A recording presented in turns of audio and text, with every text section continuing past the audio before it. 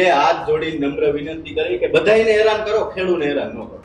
એક આટલું અમારું કામ કરી દો. તમારા ગુજરાતના એને કહેજો તમારા મંત્રીમંડળના બધાયના પાપ ધોવા હોય તો એકવાર ખેડૂતોનું કામ કરી દો.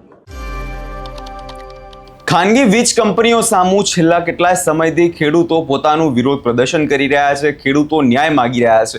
પરંતુ આ બધામાં ક્યાંક ને ક્યાંક આમ આદમી પાર્ટી હોય કે કોંગ્રેસ હોય કે પોતાનું રાજકારણ કરી રહી છે. અને આ જ બધાની વચ્ચે હવે ચર્ચામાં એવામાં રહેતી ટિકટોક સ્ટાર એવી કીર્તિ પટેલ મેદાને આવી છે.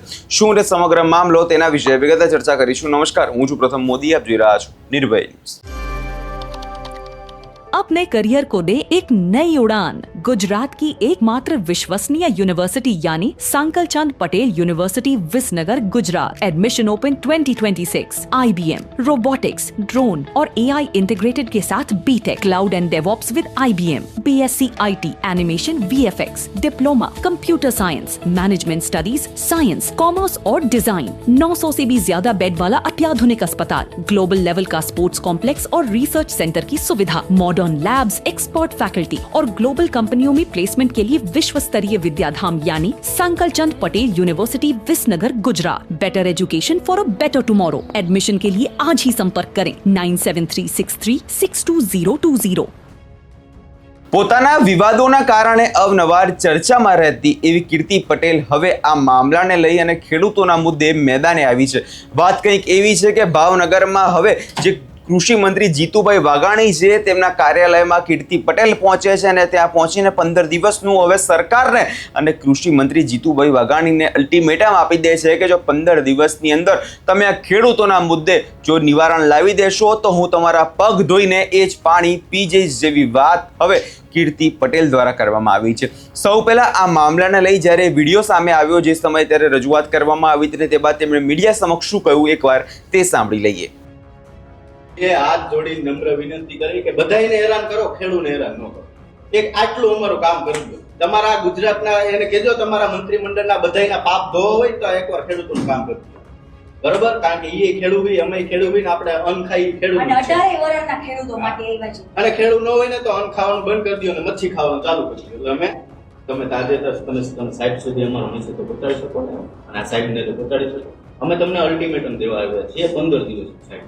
કારણ કે ગુજરાતના ખેડૂતો લડી થાક્યા અને ગાંધીનગર આંદોલન કર્યું, રાજકીય લોકો આવીને રોટલા શેકી ગયા, ખેડૂત ન્યાય એનો કાંઈ કોઈ પ્રકારનો ઉકેલ આવ્યો નથી. બરોબર?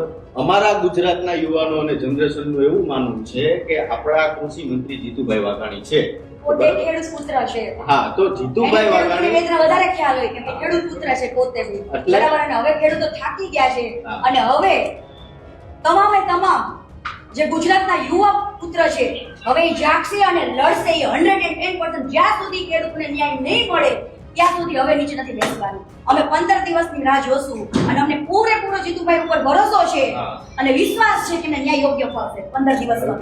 અને આ જો નહીં અપાવે તો પછી અમે રહી છે અંદર. આ સોલ્યુશન કૃષિ મંત્રી, ઉર્જા મંત્રી અને રેવન્યુ મંત્રી ત્રણેય અંદરમાં આવે છે. બરોબર? ત્રણેય મંત્રીઓ સારા એવા ભાઈબંધ છે.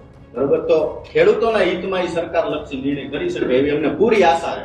15 દિવસની અંદર જો ખેડૂત લક્ષી કોઈ પણ પ્રશ્નનું નિરાકરણ નહીં આવે તો 15 દિવસ પછી અમે ગુજરાતના ફેસબુક અને યુટ્યુબ ને ઇન્સ્ટાગ્રામ દ્વારા જેટલા ખેડૂત પુત્રો છે કે જે લોકો વિડીયો બનાવે છે અને ખેડૂતોને સમર્થન કરે એ બધા સાથે અમે પાછા અહીંયા રજૂઆત કરવા આવશું. એટલે અમને પૂરી આશા સાથે લઈને આવ્યા છે કે જીતુભાઈને કહેજો કે અમારા માટે નથી, અમે કોઈ પબ્લિસિટી કે કોઈ માણસ અમે કોઈને કીધું જ નથી. અને શરમજનક વાત તો એ છે કે અદાણી કંપની પોતે એટલી તાનાશાહી કરી રહી છે ખેડૂતો ઉપર. જ્યારે કચ્છથી લાઈન લાવીને પોતાના બીજાના ખેતરોમાં થાંભલા ખોડીને પોતાને કમાવું છે, બીજા બધા સ્ટેટોમાં વીજળી પહોંચાડવી છે, તો ખેડૂતોને કેમ યોગ્ય મળવું જોઈએ વળતર? અને કૃષિ મંત્રી કરી શકે છે ચાલે. અત્યારે એની પાસે એવો હોદ્દો છે, એની પાસે એવો પાવર છે, એની પાસે એવો બધો. આની અંદર છે કે સરકારની તાનાશાહી નથી દેખાતી, અદાણી કંપનીની દેખાય છે અમને લોકો. અને 110% ન્યાય તો ખેડૂતને મળવો જોઈએ ને મળવો જ જોઈએ. ક્યાંક આ બધા નેતાઓની ચાપલુસી કરતા હોય એવું દેખાય. સમજી ગયા? બીજા બધા પક્ષના રાજકારણો પોતે રાજકારણના રોટલા શેકી વૈજન ખેડૂતોને ખોટા માર ખવડાવે ને એ હવે નથી થવા દેવાનું.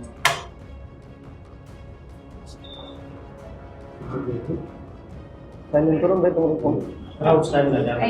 અમારા બન્ની ગજેરા અને કીર્તિ પટેલ ગ્રુપ તરફથી સાહેબને અમને તો મળતા જ નથી, અમે તો બહુ ગોઈતા પણ કદાચ તમને મળે આ તમે આપો એને અલ્ટિમેટમ તો તમે જાણ કરી દેજો કે જીતુભાઈ વાઘાણી આજે પ્રેસ કોન્ફરન્સ કરીને એવું બોલ્યા આપણે આ ગોંડલ ક્યાં હતું કે ભાઈ અમે ખેડૂતો ભેગા જ છીએ, અમે ખેડૂતોના પ્રશ્નોનું નિવારણ કરશું, સરકાર જલ્દી એનું સોલ્યુશન લાવશે. આવી બધી એને વાતચીત કરી, ગુમરાહ ન થતા આગેવાનોમાં આમાં પણ જો એને સોલ્યુશન લાવવું હોય તો એ 10 મિનિટની અંદર પણ લાવી શકે. કંપની વાળાને બેસાડી નાખે તો બે હાથ જોડી નમ્ર વિનંતી કરી કે બધાને હેરાન કરો, ખેડૂતને હેરાન ન કરો. એક આટલું અમારું કામ કરી દો. તમારા ગુજરાતના એને કહેજો તમારા મંત્રીમંડળના બધાયના પાપ ધોવા હોય તો એકવાર ખેડૂતોનું કામ કરજો. બરોબર? કારણ કે એ ખેડૂત હોય, અમે ખેડૂત હોય ને આપણે અન્ન ખાઈ ખેડૂત અને 18 વર્ષના ખેડૂતો માટે આવ્યા છે. અને ખેડૂત ન હોય ને તો અન્ન ખાવાનું બંધ કરી દો અને મચ્છી ખાવાનું ચાલુ કરી દો. એટલે અમે કૃષિ મંત્રી પાસે કોઈ આશા નહીં રાખી. જય કિસાન. આજ રોજ અમે ભાવનગરની અંદર જીતુભાઈ વાઘાણીની કાર્યાલય આવ્યા છીએ, કૃષિ મંત્રીના. ખેડૂતોને એકદમ યોગ્ય ન્યાય મળે ને એના માટે અલ્ટિમેટમ આપવા આવ્યા છીએ કે 15 દિવસની અંદર ખેડૂતોને યોગ્ય ન્યાય મળે અને યોગ્ય વળતર મળે એના માટે. જે બીજા બધા રાજકારણ કરે છે, જે બીજા બધા પક્ષોના, અને પોતાના રોટલા શેકીને જતા રહે છે અને ખેડૂતોને ખોટા આંદોલન કરીને માર ખવડાવે છે અને ખોટી રીતના ભેગા કરે છે. આજે ખેડૂતો લડીને થાક્યા છે. એના માટે હવે ગુજરાતના તમામ જે યુવા જનરેશન છે ને એ હવે જાગી ગઈ છે અને જ્યાં સુધી ખેડૂતોને ન્યાય નહીં મળે ને ત્યાં સુધી આપણે લડત લડવી છે. બેન, ઓચિંતા ખેડૂતો કેમ યાદ આવી ગયા કીર્તિ પટેલને? હમણાં તમે જોયું આંદોલન અડધેથી રોકી દીધું, પાછું વળ્યું. બરાબર, જોઈ તો વળતર ન્યાય ન મળ્યો અને મને તમામ જગ્યાએથી મેલ આવતા હતા કે કીર્તિબેન તમે આટલી બધી લડત લડો છો તો ખેડૂતો માટે કેમ નહીં? તો હું પણ ખેડૂતની પુત્રી છું, હું પણ એક ખેડૂતની દીકરી છું, તો કેમ ના લડી શકું? આટલી બધી લડાઈ લડું છું તો ખેડૂતોના માટે એક થઈ જાય. હવે અહીંયા તમે જે રીતે કીર્તિ પટેલને સાંભળ્યા અને તેમના દ્વારા જે અલ્ટિમેટમો આપવામાં આવે છે એ મામલાને લઈ આગામી દિવસોમાં જોવાનું એ રહેશે કે ખરેખર આ મામલે ખરેખરમાં ખેડૂતોને ન્યાય મળે છે કે કેમ. કેમ કે આજથી જોવા જઈએ તો કે જે મોરબીના જે જેતપરના ખેડૂત છે તેમનું આંદોલન 2.0 શરૂ થવા જઈ રહ્યું છે, જેમાં તેઓ આજથી આમરણ ઉપવાસ પર બેસવાના છે અને સરકાર સામે એક નવી લડત જે છે હવે લડવાના છે.